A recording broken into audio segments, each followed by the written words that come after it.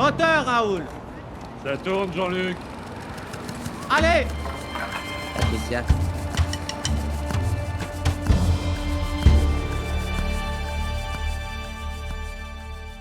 Quand tu as appris que tu allais faire un film sur le tournage d'À bout de souffle, comment tu as réagi, sachant que c'est un monument du cinéma français? Ouais, alors c'est vrai qu'en soi, déjà, c'est un monument du cinéma français, mais en plus, moi, je dirais que j'avais un peu un lien, pas forcément avec À bout de souffle, mais avec plus généralement la Nouvelle Vague, et puis les opérateurs de la Nouvelle Vague. Enfin, moi, c'est quelque chose qui m'a intéressé beaucoup très tôt.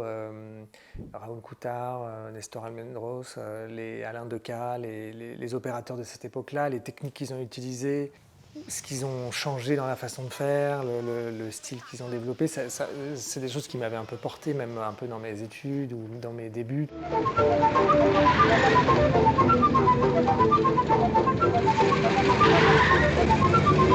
Je me suis rendu compte quand j'ai rencontré donc Richard Linklater la première fois qu'il était vraiment extrêmement connaisseur de la Nouvelle Vague, que ce n'était pas un projet comme ça parmi d'autres. Il avait été lui-même très fortement marqué par la découverte de ces films-là. Il en avait vu beaucoup, il avait une connaissance énorme et je sentais qu'il était vraiment passionné par cette époque, quoi. Il voulait dès le départ tourner le film comme s'il avait été fait en 1959 ou pas forcément? Si, alors ça c'est vraiment un des premiers trucs qu'il m'a dit, c'est qu'il voulait vraiment qu'on ait l'impression que la caméra de Nouvelle Vague a été posée dans les rues de Paris en 1959. Enfin, mon rêve se réalise, je vais faire mon premier film. Et du coup, qu'est-ce que tu lui proposes techniquement pour fabriquer ce type d'image? Il y a plein d'artifices d'image pour aller dans cette direction-là, mais avant ça, il y a eu des questions un peu de style plus général. C'était d'analyser le style de Godard, tout simplement, à cette époque-là, de Truffaut, de Demy, de Agnès Varda, essayer de comprendre. Donc c'était étonnant qu'on me prépare parce qu'on avait transformé une pièce du bureau de production en salle de projection. Et on regardait tous les matins des films des classiques quoi, de la Nouvelle Vague. Alors on regardait Adieu Philippines, parce qu'on adore tous les deux ce film-là. Tirer sur le pianiste, Cléo de 5 à 7. Par exemple, on prenait les scènes de voiture et on se disait où est-ce qu'ils mettent la caméra, pourquoi, d'où ça leur vient, est-ce qu'ils ont des problèmes financiers, techniques. L'idée c'était de se mettre dans le même contexte, d'avoir presque un peu les mêmes outils, de penser les choses comme eux les auraient pensées, mais en revanche avec le propre style de Linklater. Par exemple, il n'a pas voulu copier le jump cut, puisque À bout de souffle est très connu pour son montage, et ces scènes coupées de façon abrupte, ces ellipses à l'intérieur même des séquences. Ça, très vite, il nous a dit, mais en fait, c'est pas ça qu'on cherche à faire, quoi.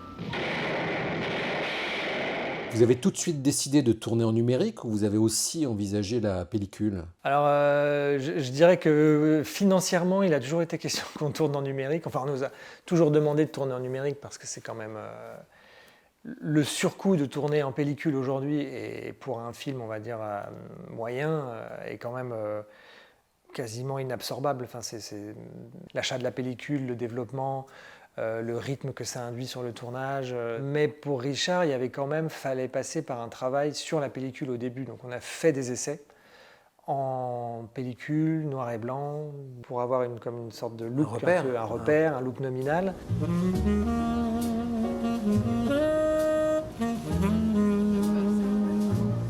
Et pour les optiques? On a mélangé en fait deux séries d'objectifs anciennes qui viennent avec des aberrations, des défauts.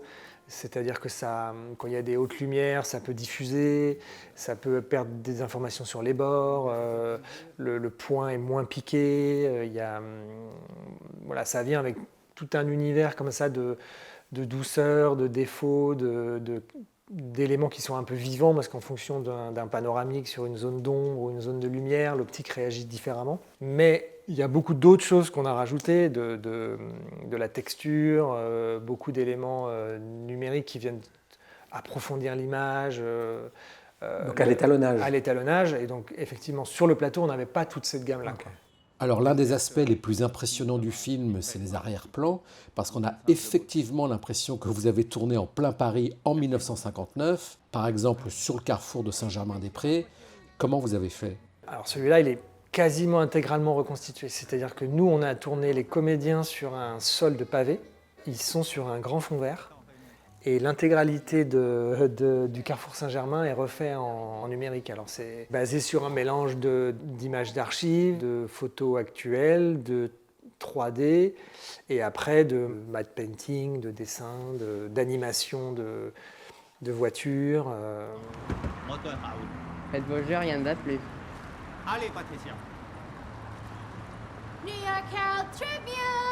Les Champs-Élysées ont vraiment beaucoup changé. Donc en fait, nous, on s'est mis sur l'avenue symétrique, qui est l'avenue de la Grande Armée, qui, elle, a gardé ses contre-allées et une configuration plus proche des Champs-Élysées de l'époque. Et on a mis des voitures d'époque le long de la déambulation des comédiens. On a fait passer des figurants costumés d'époque. Sur les arrière-fonds qu'on ne maîtrisait pas, on a caché avec des toiles de fond vert, de choses qui permettent aux effets spéciaux de découper notre avant-plan, nos personnages, et d'incruster derrière des éléments reconstitués. Et donc ils ont projeté sur les façades d'immeubles et les arrière-fonds des éléments refaits en 3D, avec des corrections sur les anachronismes, parfois des façades reprises complètement, des échafaudages rajoutés, mais ça en effets spéciaux. New York Herald Tribune. Bon, bah, je t'en prends un. Ça fait quoi de tourner cette scène mythique sur les Champs-Élysées? J'imagine qu'en tant que ouais. chef-op, ça doit... Oui, ça c'était vraiment. Il y a 2-3 scènes comme ça qui étaient particulièrement belles parce que c'est des scènes qu'on a vues 1000 fois, qu'on a revues, étudiées, et puis qui vraiment, mais même le rythme, le phrasé des comédiens, les sonorités, l'accent de Gene Seberg, c'est des choses qui résonnent. Je dois m'inscrire à la Sorbonne. Autrement, mes parents ne m'envoieraient plus d'argent. Je t'en donnerai. Mais on a passé que 3 nuits ensemble. Non, 5. Pourquoi tu mets jamais de soutien-gorge? Écoute, parle pas comme ça. Bon, je m'excuse. Et moi, il y a une scène qui m'a beaucoup touché aussi, c'est la scène en intérieur à l'hôtel de Suède, où c'est une toute petite chambre microscopique. Dans le film d'À bout de souffle, ça dure une demi-heure. Cette scène-là, il y a des très très très beaux moments de cinéma. Je vous regarde jusqu'à vous me regardiez plus. Moi aussi.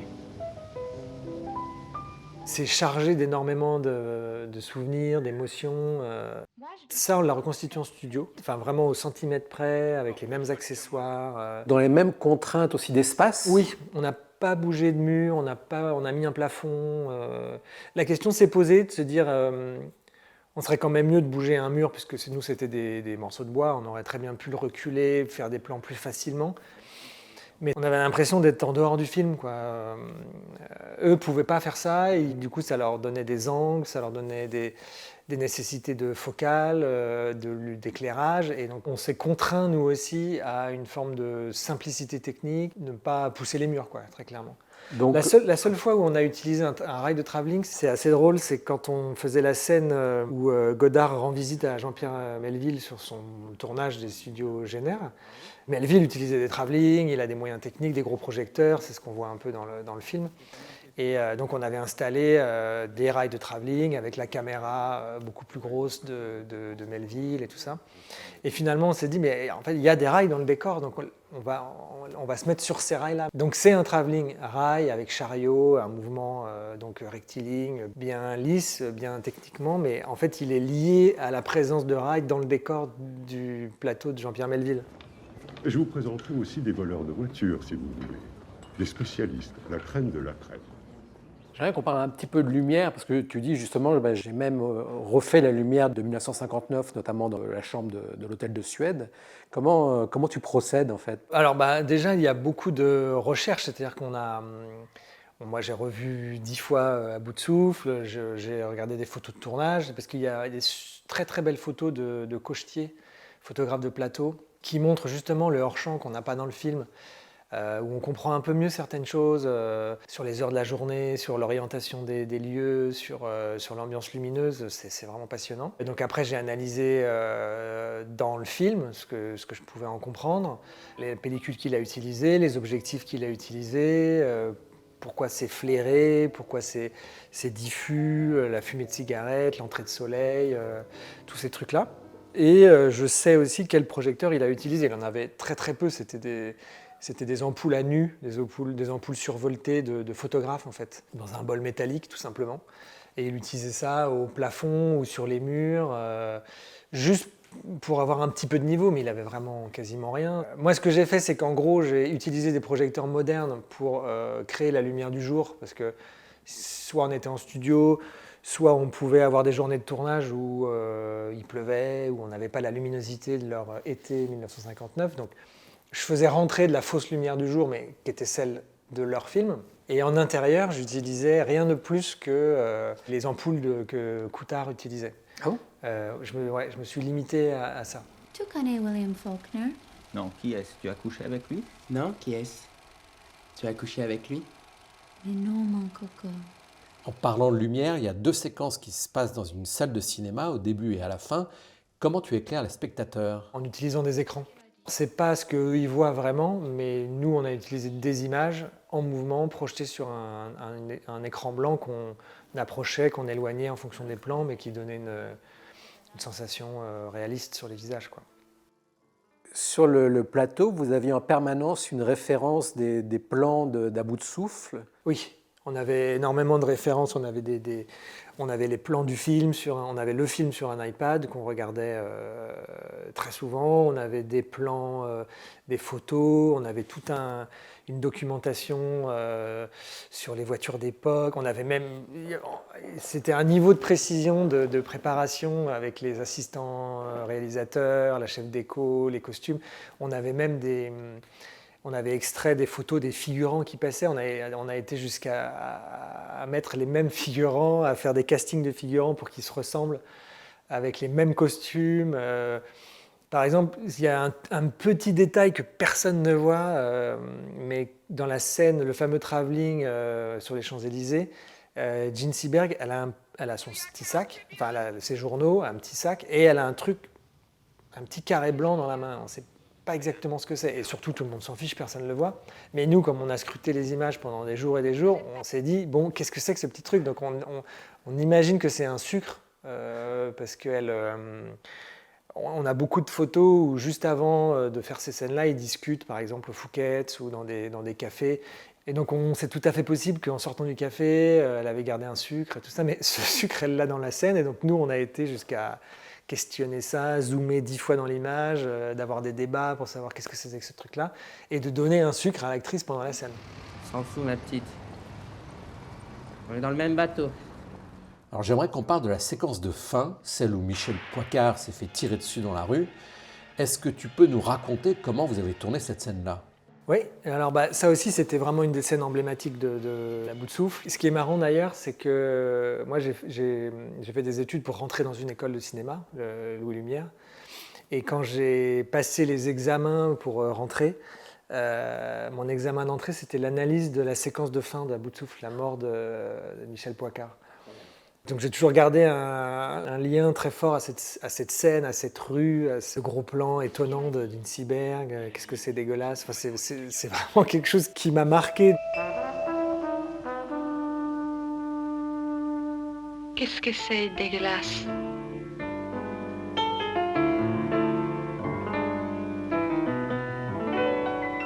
L'idée de Richard, c'était une des scènes pour lui les plus importantes, et c'était je veux tourner dans la même rue, parce que la rue existe. Alors évidemment, elle a changé beaucoup. Il y a même des photos maintenant d'À bout de souffle. Nous, ce qu'on a réussi à faire, c'est mettre des voitures d'époque sur toute la rue. Et donc là, c'était de jouer avec les photos de plateau qu'on avait, la façon dont ils ont fait le travelling sur Jean Seberg qui court.